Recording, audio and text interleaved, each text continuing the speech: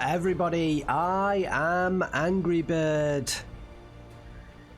Hopefully that welcome isn't getting boring now. I've been saying the same thing from the start, nearly 70 odd videos now. It's just become a thing. So thank you once again for joining me for another Steel Division 2 League game. This time we're in Group 3, and the next two games are all about closing off the coverage of Group 3 of the Steel Division League. Steel Division League has finished. We're continuing coverage until we can, cover a few more games while we've got chance. Today we have Metalphase versus Gearhead. Two top players, and Metalphase is playing the 9th Guards Cavalry on Vanguard, and Gearhead is playing the 1st Skierjäger on Vanguard. So we're on the map Zell. Hopefully that's fairly well pronounced. You know me, I always struggle with those pronunciations. And very interesting, both obviously fairly decent infantry divisions. I think Skierjäger has been a fairly poor, I don't want to say poor, fairly not a fantastic division since the start of the game, but I think a few updates have started to bring it a bit more into favour, and we've seen some top players in Group 1 play Skierjäger as well. I think we've seen Sean play Skierjäger, and I think potentially we saw here Robert. I'm not 100% on that one. I think we saw somebody else try Skierjäger as well. So it's going to be interesting, this matchup. Whereas 9th Guards Cavalry are fairly well known for their, I suppose, infantry. They're a very good infantry division. They don't necessarily have the best infantry, but you can get a lot out onto the field. Very cheap units of Kazaki there, only 20 points apiece. And the Kazaki SVT, very strong units, but only 15 points. And you get 24 of them in Phase B, or at least Metalphase has chosen to take 24 in Phase B. So you can get a lot of those units out onto the ground at 15 points apiece. Very strong units, and pair that with the Emchers. This map is fantastic for the 9th Guards Cavalry. Against Skierjäger, it's really going to come down to the infantry matchup here, and those Emchers. I feel like the Emchers do give the 9th Guards Cavalry an edge. Skierjäger, I believe, we'll have a look in a second, but I believe is mostly Stugs for the tank game, so those Emchers will have an edge with the tighter sight lines. Aircraft, well, Metalphase has opted to take 2 Lag 3 series in B phase and 4 Lag 3 series in C phase, both the anti-tank rocket planes, and I feel like, maybe he could have gone with either some general HE rockets or a light fighter bomber instead of those Lag 3 anti-tank rocket planes. The major threat for Gearhead is going to be the Sturmpanzer KB2, but even on this map, there's so many avenues to get close range shots. There's so many line of sights to sort of zip around and get those close range shots that I don't think he necessarily needs those heavy AT planes. So this is Gearhead with the 1st Skierjäger on Vanguard. Very strong infantry with the Sturm Skierjägers and those MP44s. Also the Skierjäger Pioneers, strong. And in the recon tab as well, the Ski Fusiliers and Ski Sturm Fusiliers, very strong as well. So they have a lot of strong infantry, but I would say that Metalphase has got more of it from the looks of his deck, and it's cheaper, so this is going to be tough, I think, for Gearhead. So he does get the Panzer T-34s, the captured Russian T-34s, but Gearhead won't get a hell of a lot of them. I think there's 10 in total combined, T-34-42s and T-34-85s, and then he's reliant on the Stug 3G. So again, I think Metalphase has this with the Emchers. I think Gearhead will outshine Metalphase with the artillery, and himself, he's only opted to take fighters, and really, so he's got the Dornier 217s. They can be quite strong anti-infantry duty. The G6R4 and the G6 fighters, they also can certainly control the air, and they can do some strafing, but really the dedicated fighters have been nerfed since the start of the games. But I feel like he's going to end up using them in sort of anti-personnel strafing runs. And then he's got the JU87D3. I mean, that hopefully, if he controls the skies, he can get those JUs out to strike the Shermans. I feel like he might get a little bit overwhelmed with the tanks. I think the name of the game here is for Gearhead not to get overwhelmed by the amount of equipment that Metalphase will put down. So I think Gearhead, he has to trade a bit better than Metalphase to win this game. In terms of the number of units that he will need to kill, and potentially I think some artillery will help him do that. Personally, I think having a look at the 2 decks, having a look at the map, I think this favours Metalphase in the 9th Guards Cavalry. I will be expecting Metalphase to win this one, but we will see how the two line up. So in the southern side, Metalphase, we've got the Osnaz there with the bazooka, not a recon unit. The Osnaz, they are an infantry unit, but they do contain the bazooka and can come in very handy.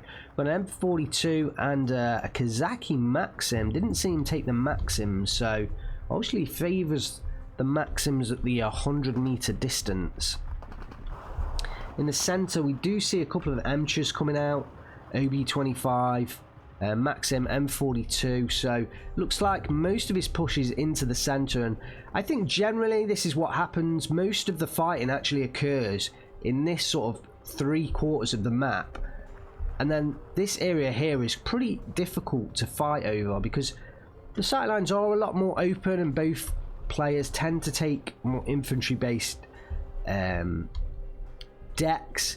There's a few compounds here with some open ground in between, and these roads, what tends to happen is this hill controls this sort of northern side of the map, so whoever kind of establishes control of this hill gets a pretty significant advantage, and obviously also south of that as well gets a pretty significant advantage. So what we tend to see is players engage over this hill rather than in this northern side, and certainly for the player on the blue side, there's no nearby flag for them to capture.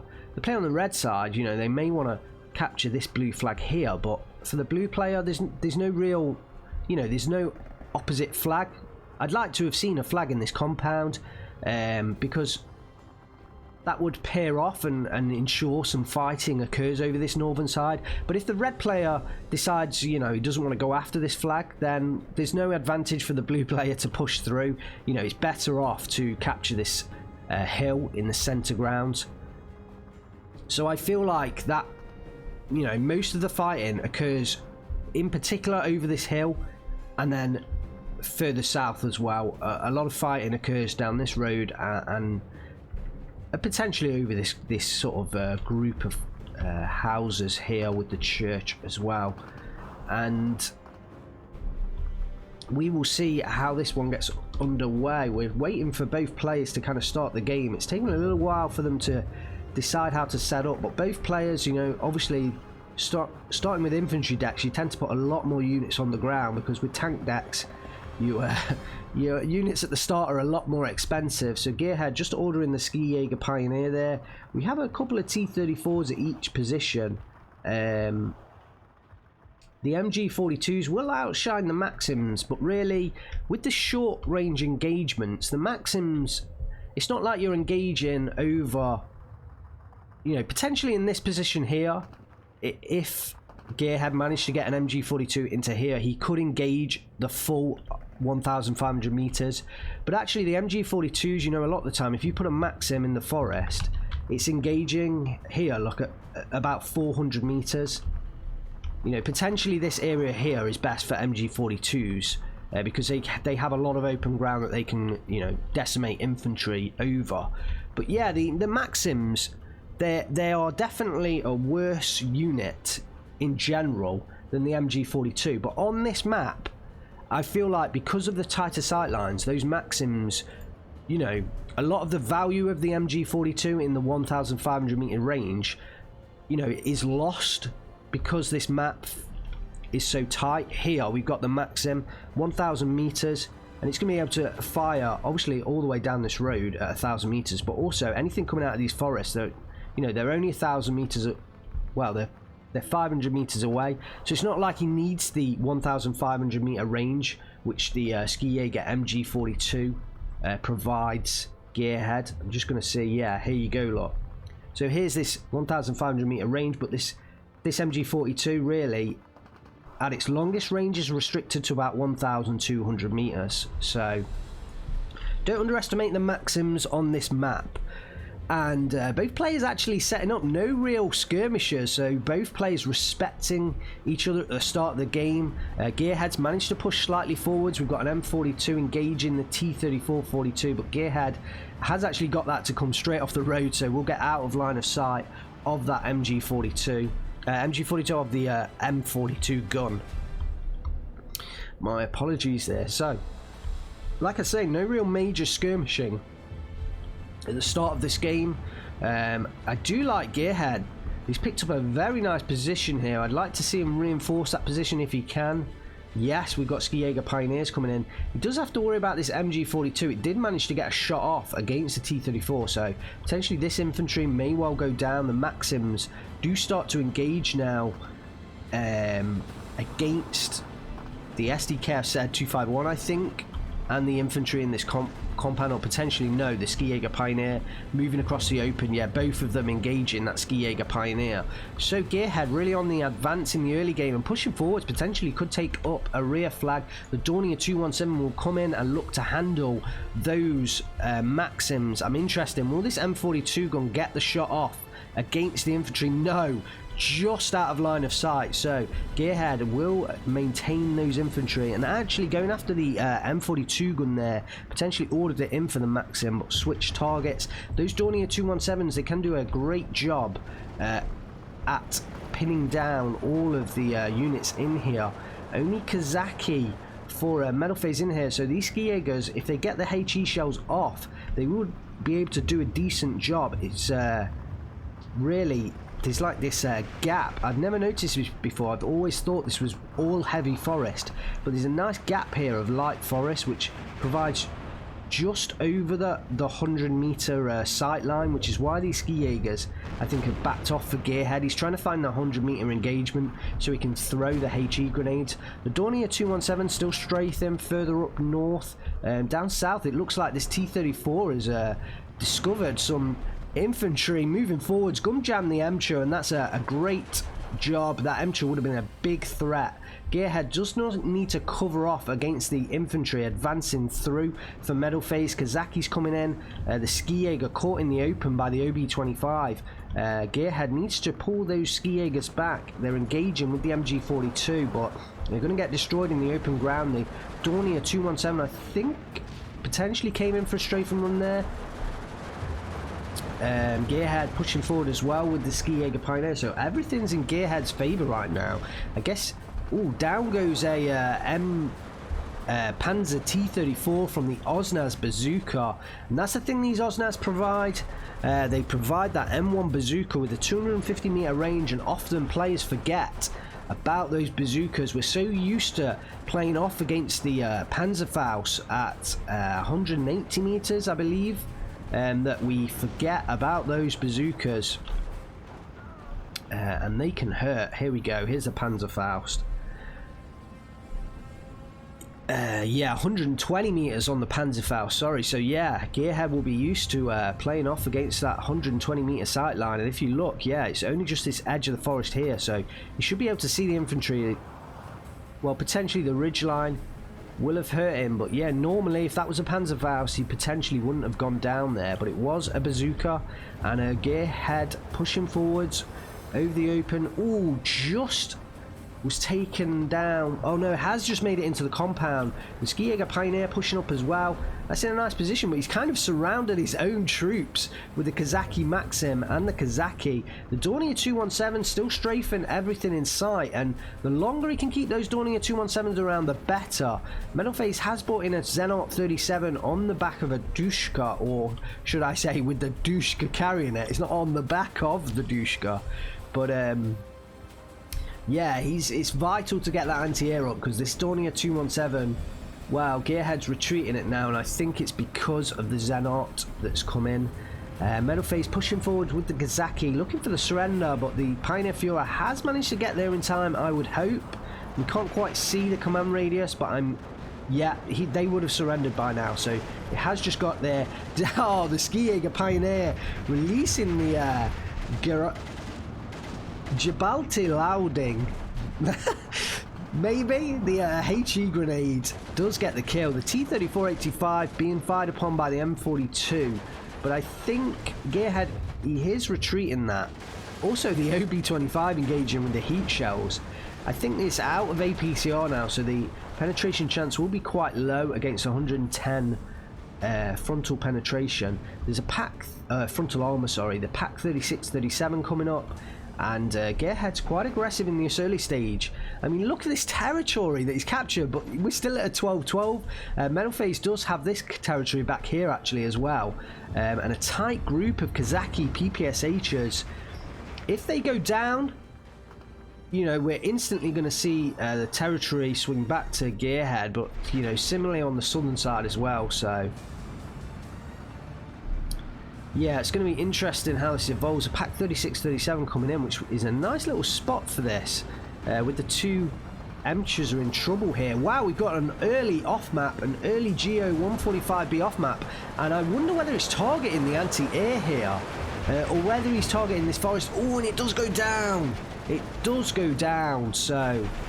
just pushing that off-map a bit too far forward. And look at Metalphase pulling back units. He saw the off-map come in, he's pulling back units, he doesn't want to get hit by that off-map. And Skijager Pioneers, they're lining up at the 120 meter distance. They can't get those HE grenades off unless Metalphase pushes forwards. But yeah, there's a line of fire here. Gearhead is now pushing forwards to try and get that HE grenade off, but it's too late. And Metalphase, an important engagement there, gets in that northern forest. Oh, and that T-34, did that show? No, it is showing frontal armor, but did get the driver kill. And this M42 gun, very nice sight line for this M42 gun. So if you're playing on this map, be aware of this sight line straight down this road. It's a heavy reinforcement road into this area for the player on the eastern side of the screen as we see it at the moment. Gearhead still pushing forwards, being fairly aggressive in this game, and look at the number of units Metalphase has around here. I think the aggression from Gearhead is potentially going to be his downfall right now, because Metalphase can match unit for unit. In fact, he can more than match unit for unit. He can bring out more units than Gearhead can. Not because of the income advantage, because there is no income advantage. It's because of the cost effectiveness or the cost advantage of the 9th Cavalry units. So he has to be careful, because Metalphase can set up he can still bring in a lot of units and set up a nice defense, and when you're on the attack, you're always going to be losing units more so than when you're on the defense. And Gearhead definitely on the attack and may well suffer over the long run because of this. Metalphase has the 1311 because of this area here. But I do like this little push forwards in the northern side from Gearhead with the Skijager, and I'm not sure whether he's going to pick up that flag, but that would be nice to see that flag picked up. Lots of people often forget that you can push infantry over here, and lots of people on this western side of this map don't defend this very northern area because of you know, they forget that you can just push infantry across. There are going to be no support weapons over there for Gearhead though, so we'll see how Metalphase reacts, but he should be able to, you know, there's only 3 ski Jaegers. He should be able to deal with those fairly easily, and potentially... Oh, in comes the Sturm Panzer KV-2R, and actually that's a very good response against this area, because the what is it, 152mm cannon will certainly deal with all of these attacks. Yeah, look at that, one shot down goes the M42 gun. It was on 4 soldiers' health, so yeah, I like the choice of the Sturmpanzer KV-2R here. Has to worry about this Emcher at very close range. Onamachiki's pushing through the forest. Metalphase really reinforcing this area, and actually Gearhead, it's been a while now. He's had this bulge in his lines and he's not really dealt with it so far. In comes the LFH-18 105mm, and actually in the southern side as well, Gearhead looks fairly weak, and Metalphase pushing through some SVTs. I don't think Metalphase realises how weak Gearhead is down here, and he's committing these Sturm Ski Jaegers very far forwards, and I think they are going to get taken out by the BA-20. Although, no, they just kind of re-stealth themselves. But it's not a very good position here. Only one. So we've got a Panzer T-34, 1 Sturm Ski Jaeger coming in. I'd like Gearhead to reinforce his southern position.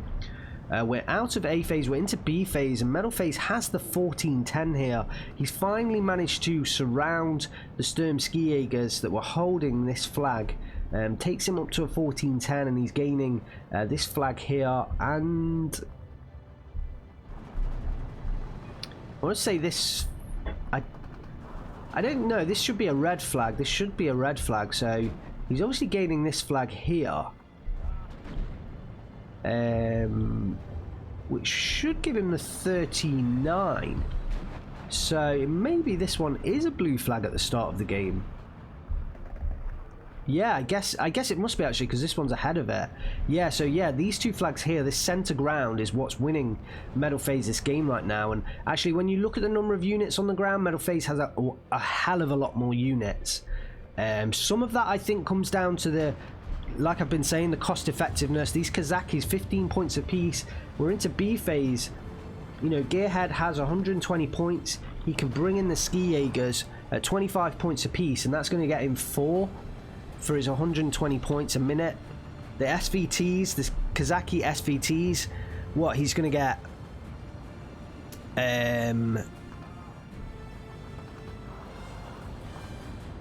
what, 8? So Metalphase can bring in 8 Kazaki SVTs, whereas Gearhead can bring in 4 Ski Jaegers, and that's what I'm talking about with the efficiency of this deck. The same with the Emcher. So Metalphase can bring in 2 Emchers, and Gearhead can bring in 1 Stug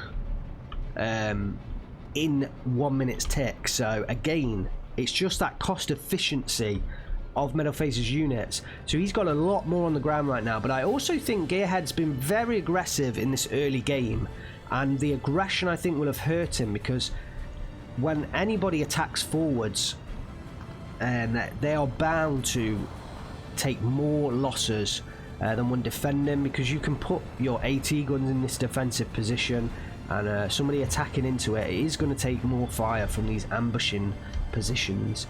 And then overall, I think we did say that the 2 divisions, I think, favoured Metalphase in this engagement, and pushing forwards, he's had this group of Kazaki PPSHers. I love the way he's expertly used this group of Kazakis to just push forwards through this heavy forest all the way up.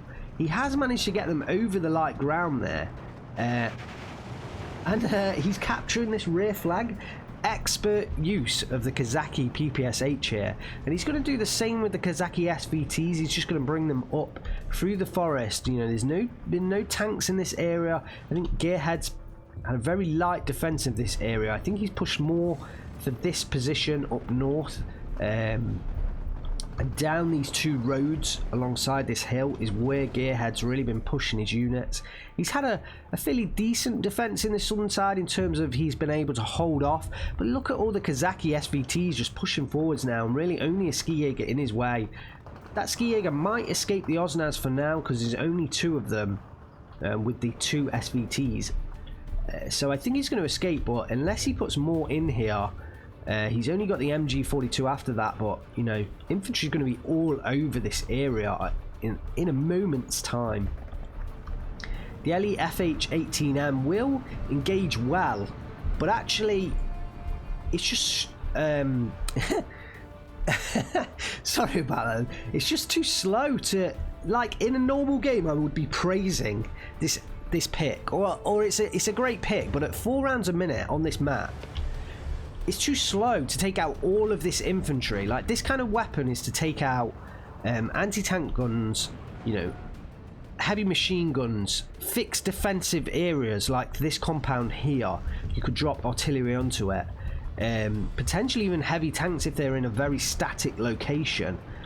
But really, against advancing infantry, you want cheaper mortars to just pound the area with mortar fire. I think with the... This is played on a very old patch, so this will have been... I think this is even before the smart orders. But with the smart orders, I think we're seeing a lot less mortar play.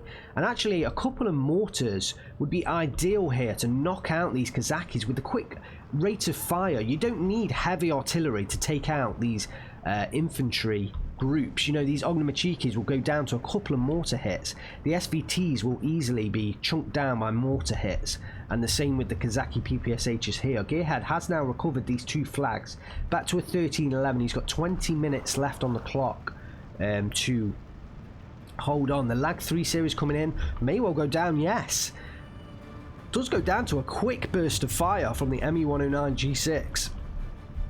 But like I say, we're seeing a lot less light mortar fire more recently in the game, and I think that's due to the smart order and the counter battery issues that we're having. So players are either favouring heavy artillery, or they're, you know, not really taking artillery at all, because the mortars, they can just get counter batteried quite easily. Or at least with heavy artillery, if someone counter batters you, you can start counter batterying back. But yeah, I feel like some light mortars here will do an absolute fantastic job. Even the 120mm mortars will do a great job, but I'd rather see some 82mm mortars come in and just pound all of these infantry positions. And Metalphase would have a much tougher job if he was constantly under mortar fire. And because they can use their rounds of minute, or they can fire so quickly, yeah, it would just be a constant rain of mortar fire. But if I'd have built the Ski Jäger deck, would I have taken the mortars? I don't know. I'm saying it's a good choice against the 9th Cavs, but would I have automatically either had them in the deck or taken, or, you know, switched them in? Not necessarily. This Stug has to be worried now. He takes down a Schwimmwagen, but not many things come in Schwimmwagons. And I think Gearhead has kind of realised that what comes in a Schwimmwagen is an Osnaz with a 120mm bazooka, 120mm, 250 meter range bazooka. The bazooka itself is 66mm, straight from hell. That Stug is reversing back, and it's a good choice. And the Ski Jägers will win out against the Ognamachiki, and I feel like the problem is Metalphase is now pushing forwards and potentially is going to surround this central area. But Gearhead he's kind of starting to pick up a little bit of this central position. I feel like Metalphase is back to a 14-10. He's got this in the... I feel like unless Metalphase does something, trades remarkably poorly right now, he has this game, and there's still 20 minutes on the clock, and we're only 20 minutes in. But I just feel like Gearhead, the divisional pick has hurt him on this map, I think. And there's not too much more that he could have done here. Potentially the bans, both players get to ban 4 divisions each. Potentially the bans hurt Gearhead. I would have liked to have seen 25th Panzergrens on this map, I think, against the 9th Guards Cav. potentially, well, 78th Sturm would have been banned. There's no doubt about that. But 78th Sturm would have been a great counter as well. Those Kazaki SVTs to get pinned down immediately by the Ski Sturm Fusiliers. These are great units with the 10 MP44s. And hopefully Gearhead might just get the resurround. But he is losing this position. He is, and he could well be in trouble here. So far there's only a Stug holding up. We do see a Ski Jäger come in, which reinforces the position. Is this surround going to come off? I feel like when the Pak 36, 37 unloads, it will do. And he needs to unload now and get that Emcher shot off. But I'm not sure whether we had a problem there with a screen freeze. I guess we'll see once it gets uploaded whether that was just me or whether that was the recording. And the 36, 37mm is engaging. Driver killed and loader knockout. Has the 65mm of penetration, so not fantastic outside of the 800-meter range. It has that excellent heat shells at the 800-meter range. But we'll just pepper the Emcher. Driver knockout and loader kill will certainly keep it at bay and hopefully give Gearhead time to bring in more. He's got the Panzer T-34, he's got the Dornier is going to engage from the air as well, and that's just going to fall the Emcher back. So still not too... Oh no, we do have a ZIS-12 down here in the southern side. Yeah, that's going to keep the Dornier at bay. I was about to say not so much anti-air, and actually Metalphase really lucky that he's got this Kazaki Komroti up here, because that Kazaki Komroti is holding this front line open right now. If that Kazaki Komroti dies, this entire front line will fall back into Gearhead's hands. And I think the Kazaki SVT are trying to push back towards their own lines. I feel like they're trying to get in position to take out this Pak 36, 37mm. Oh, the Panzer T-34 pushing forwards. The Kazaki PPSH, they have the anti-tank grenades, and Metalphase, I think, is... Yeah, I was about to say, this PPSH has got the best shot. Will it take it out? Gun jam, that's good enough. Well, falls it back and gets the surrender. Yeah. I'm not entirely sure. I think Gearhead was just going for this flag here. I think he was just pushing it forward to try and get this flag, but yeah, it was very dangerous ground. But he should know what's here now. He should definitely know this Kazaki PPSH here. So just arty it. I mean, he only had heavy artillery, so yeah, mortar in here, just arty the positions. But you know, he doesn't have that in his deck, so I'm being very mean by saying it constantly. He doesn't have it in his deck. The bailed out Emcher, the Emcher's bailed out now. I think it was the 36, 37 that got a side shot onto that Emcher.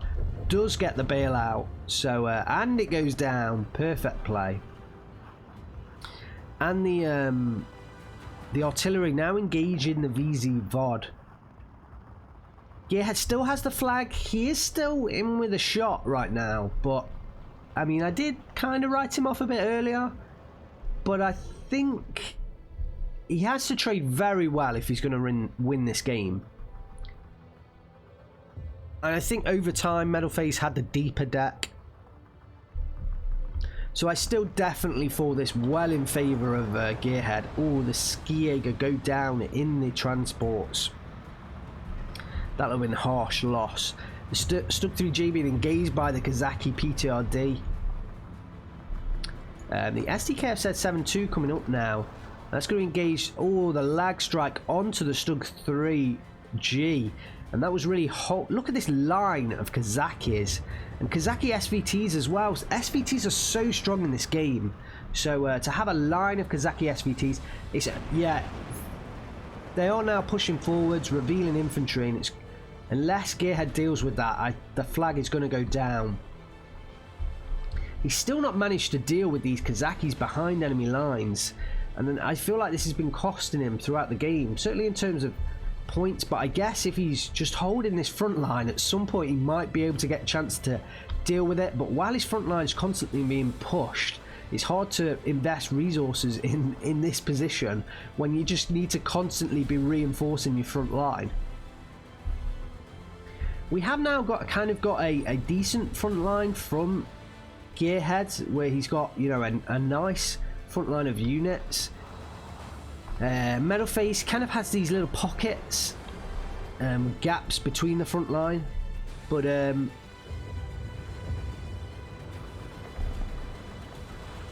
think that was I'm not sure what strike that was there. Oh, it's the Sturmpanzer KV-2 strike. It has managed to keep this Sturmpanzer alive, but we have got an M42 gun advancing. Yeah. I'd have liked, I don't know, I think he's moved this off this main road. I'd have liked the Sturm to kind of try and continue shooting down this main road. Potentially, yeah, even all the way back here, lot. Gives you a better run down this road and just starve off the reinforcements up this road. I mean, you might have to invest in infantry into this forest to make sure there's no anti-tank infantry there. But yeah, this position here, you know, you can shoot down this road, starve off the reinforcements coming in, and then potentially, you know, a similar kind of attempt, because those Sturmpanzers are fairly difficult for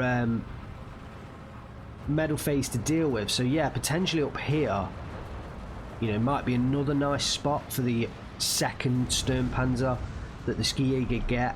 Again, you've got to watch out for any kind of short-range Shermans coming up, but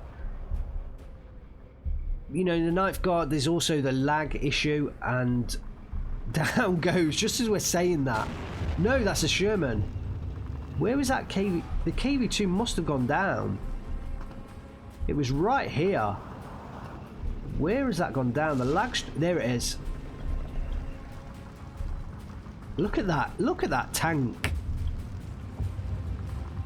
It's just like a box on wheels. It's just a box on wheels. I mean, look, they have to even put ladders. You know, like submarine style ladder ring loops to climb up on top of the turret. That's how bad that's how, like, much of a box it is on top of that tank. On top of the top, on top of the tank, on top of the top of the tank. So, Metalphase still has the 1410. We see Ju-87 come in there, I think, try and strike off against this Emcher. That Sturmpanzer going down there be a pretty bad blow. No real anti-air in this centre position. Although there is the 7-2 coming in here now in the southern side.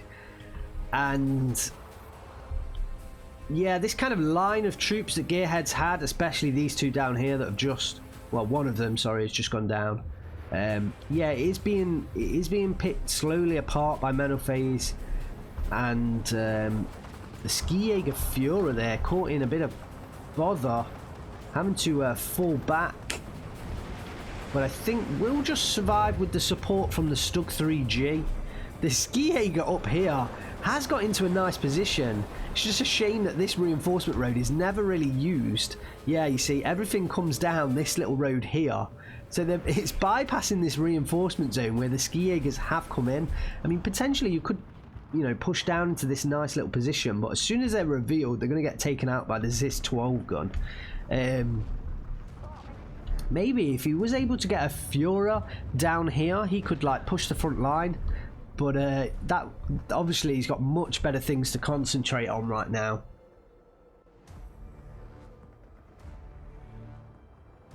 So we do see another more artillery piece in here, the SFH 18 150mm, but no artillery on the side of Metalphase whatsoever.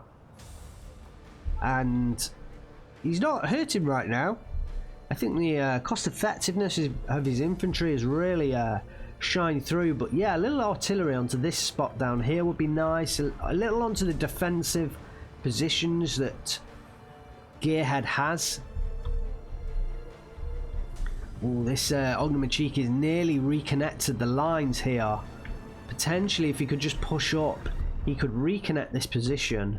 But actually, it's okay. He doesn't have to I mean, the Kazaki Comrade is keeping this front line open, so he doesn't have to worry too much.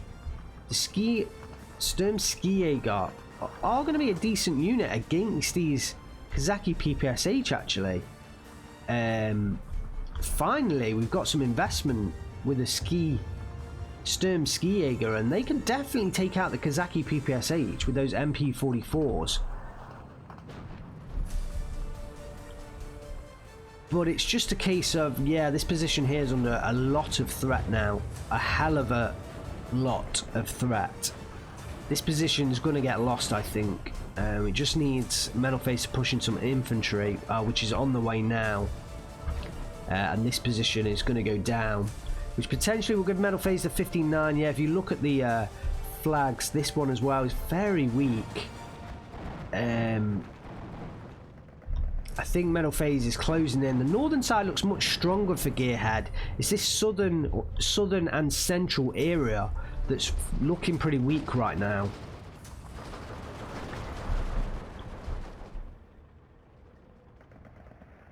And just as Gearhead invests in the Sturm Skijäger, does re-pick up the flag, his position down here is going to be under threat once more.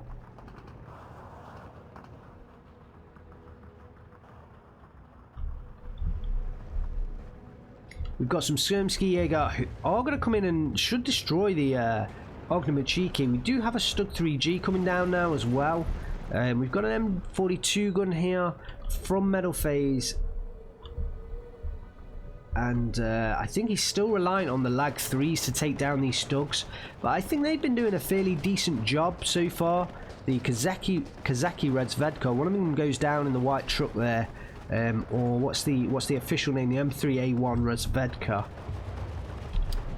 Armoured personnel carrier.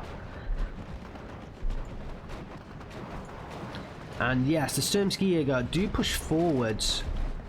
And maybe I think actually they're going to miss this Ognamachiki.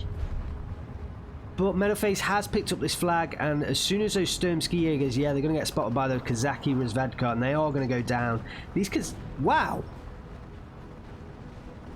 Those Kazaki Redzvedka was just decimated there. I don't know whether they were a full... Maybe I missed that. Were they not a full strength squad then? Let's see whether I can... I don't know whether my mouse is hiding over the issue there. Let's see. Can we bring up a replay of that? No, they were an 8-man. They were an 8-man squad. Just decimated. Just decimated.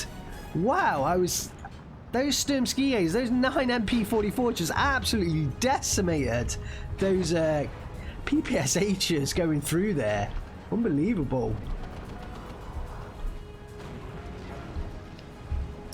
Hack 40 being reinvested in this northern side, but actually it's quite close. It's going to come under a hell of a lot of fire once that unloads, once that unloads its weapon, once it fires onto the Emchers. Skijäger's there, discovered. He needs to hop them back out the building and hold them behind because they're going to go down to the combined Emcher fire. Yeah, well, they do get pinned. The building gets destroyed. We've got Marder 1 on the northern side. This central area has been a thorn in Gearhead's side from the very start of this game. Metalphase picks up the 15-9. 2 minutes left on the clock. And Gearhead never got to grips with this central area. And it hurt him. But to be fair, we said at the start of the game, I think the matchup definitely favoured Metalphase. And yeah, Metalphase certainly has made this one work for him.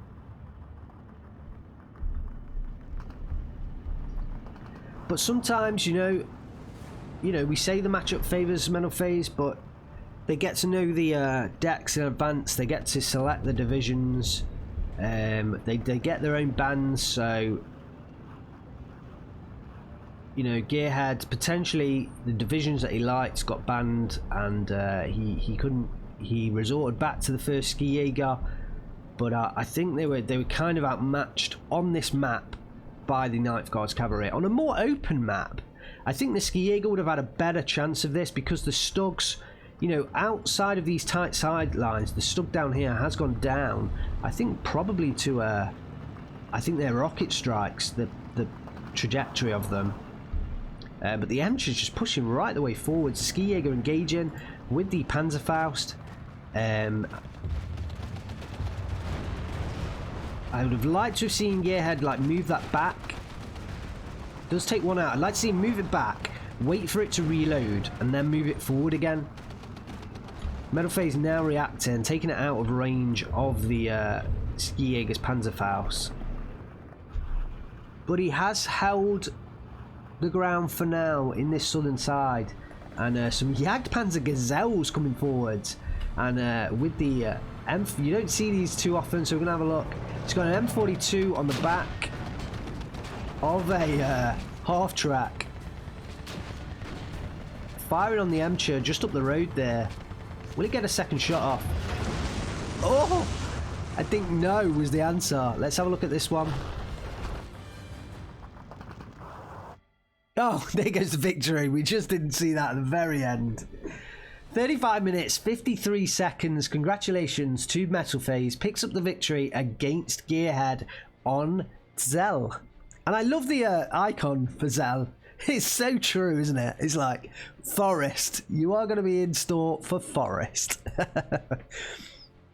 So, Metalphase, 3,300 kills to 3,100 losses. Very tight there. Gearhead, very well played. He did a fantastic job with that Ski Jäger. I think it was always against him from the very start, and I think this is why, even on this close map, we saw Metalphase kind of dominate. It was down to the divisional matchup. That's how I felt. So yeah, even Gearhead, I mean, we're talking 200 points difference over a 30-minute match. That's barely anything. So, you know, that's basically like a 50-50, isn't it, really? But Metalphase had a 59, so it was all down to the divisional matchup in my mind. Just the cost efficiency of Metalphase's Ninth Guards cavalry versus the better quality, but you know, more costly Ski Jäger. And even when you say better quality, the Emchers on that map are better quality than the Stugs. That map definitely favoured the Ninth Guards cavalry there. So let's have a look at the kills for Metalphase. But at the same time, I don't want to take anything away from Metalphase. Fantastic player. So, and obviously won the game fair and square. But yeah, the division did favour him from the start. The Osnas here, beautiful play, taking out the Panzer T-34-42 and some Ski Jäger Pioneers, Sturm Ski Jäger and Pack 36-37. Wow, that is great Osnas play because they are only a 4-man squad. So a 4-man squad picking up all of those kills is unbelievable. I mean, it's nice when they pick up the tank kills. That's kind of what people use them for with those bazookas. Here, another Osnas picking up the 2 Panzer T-34-42 kills. Oh, this was in that central forest, I think, where they pushed back down the hill and killed that early Panzer T-34, where we were saying that people forget about the bazooka. But yeah, beautiful kills with that Osnas. The GO-145B taken down by the Zenot 37mm. That will have hurt Gearhead because I think he only got one off map out of that GO-145B, and those off maps can be pretty devastating. So I think maybe it was the wrong call to take that so early, and before that, he had the Dornier 217 go into that area, so he knew there was anti-air there. I'd have liked that to see maybe a little bit. I don't know. Maybe he could. I'm saying one of the alternatives is towards the end of the game in C-Phase, he could have used them where Metalphase had pushed forward his front line beyond his anti-air cover, and that would have allowed, you know, these very light artillery observer planes to kind of survive while putting the off maps down. They just get. I don't know about these artillery observer planes. Because they're so light, because they're basically biplanes, they just get shot down so easily by the anti-air. but then at the same time, you don't want to make them so they can't really get shot down so easily, because they are very powerful. So it's swings and roundabouts really how that's balanced. But I feel like in 1v1 it's pretty easy to lose these planes before you use all 3 off-map strikes. I don't know what the answer is, and potentially you might not agree with me. You might not think that they need any kind of changes, but yeah, it's just an observation. Another Osnaz here. Is this the one we were talking about? Yes, it is. Yeah, look at these Emchers. Fantastic tanks. The M42 gun. Oh, it's the M42 gun that got the Sturmpanzer KV-2R kill. So it was the M42 gun and not a lag plane that got that kill. What else have we got?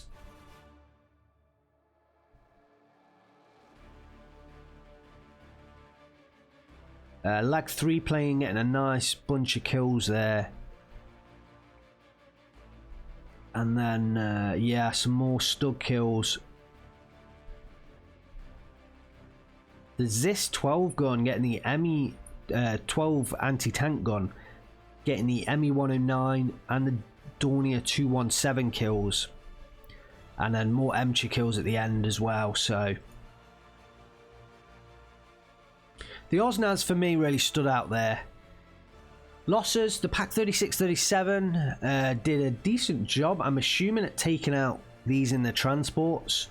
And the Dornier 217 only got the Osnaz sniper kill. And I feel like those Dorniers can do a lot of damage, but were quick to get suppressed by the anti-air. And I think Ski-Jaeger are kind of a bit hampered at the moment by that anti-air. Anti-air is very strong, and they do have a lot of these Dornier 217s. They also have another ground attack plane, which I can't remember the name of right now, but they have another one there as well. So some of their value comes from the aircraft, but I think at the moment they are pretty pinned back. Panzer T-34-85 does get a few kills, but nothing kind of spectacular. Look at this ski shaft shoots.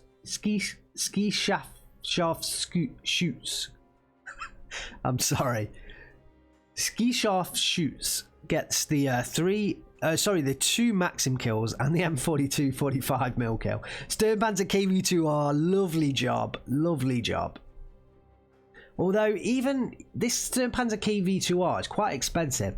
I cannot remember exactly how much that is. But these 2 Kazaki and Maxims, the Maxims are not massively expensive. And the Kazaki's only 20 points, so you're talking 60 points there, 60 points for an Emcher, that's 120, and I think, let's guess, 25 points for these, so we're talking 155 points, and that Sturmpanzer is probably 120, so it only just paid itself off, but it did do so. Whereas this one down here, Emcher kill, M42 and Maxim kill, again probably only just killed itself off. And I actually really commend Metalphase for using the Maxim in this game, because on Zell the Maxim at 1000 meter range is a very good unit, because it's cheap, and at that range it's probably, you know, almost as good as an MG42 at the same range.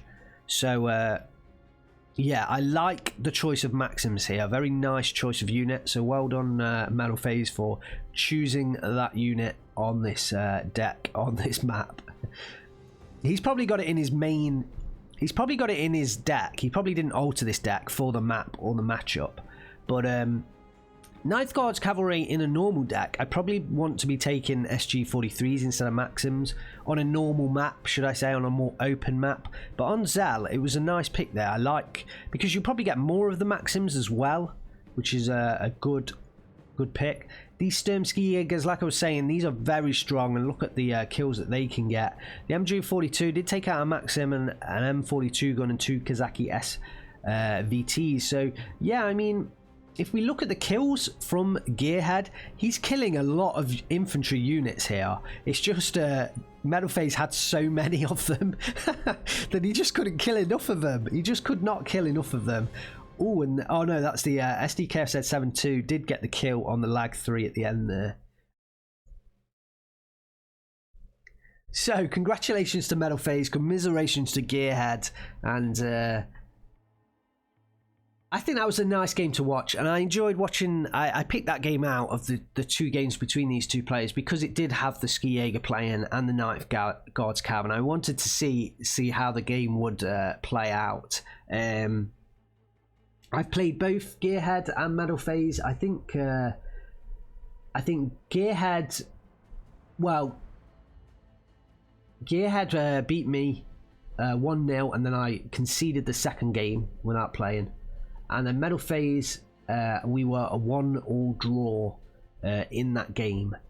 But I played Metalphase a little bit after Gearhead actually. So I kind of when this league started, I was quite out of practice, I think. So Gearhead got a nice early game against me, and at that point I was suffering as well. I think I'd lost to Spanish Ritter and to I think there was someone else. I think actually Gearhead might have been my second game. So both of these players beat me in this in the Steel Division League Group 3, and both are top players. And well, Metalphase is now casting as well. I'm sure you all know this, but if you don't, check out Metalphase's casts, because he does some great casts, and they will help out newer players and less experienced players, because he looks at how players set down their units at the start of the game and how they use them throughout the game. So it's he does some great casts, so check them out. And Gearhead, he is a top player as well, and I know he's still playing at the moment, so I'm looking forward to see more from both of these players. I think Group 3 was actually a fairly tight group, and I think also the difference between Group 3 and Group 2 I don't think is a massive gap in skill, if any gap in skill. I think Group 3 and Group 2 that's my dog there moaning. If you heard that, that's my dog whining away in the background, so I apologize for that.